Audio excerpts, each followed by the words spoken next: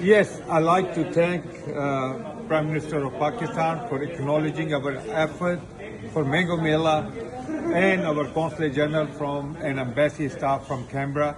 They all have helped us and we are very, very thankful to them for their support.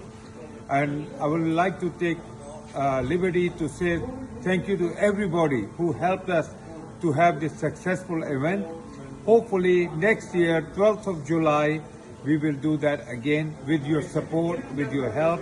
It's the most beautiful cultural thing for us, for community, without any politics, without any other reason.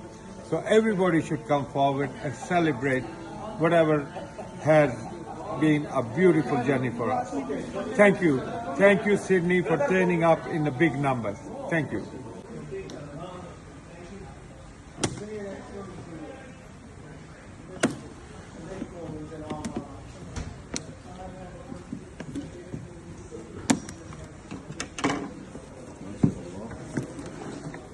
Wow, that's nice.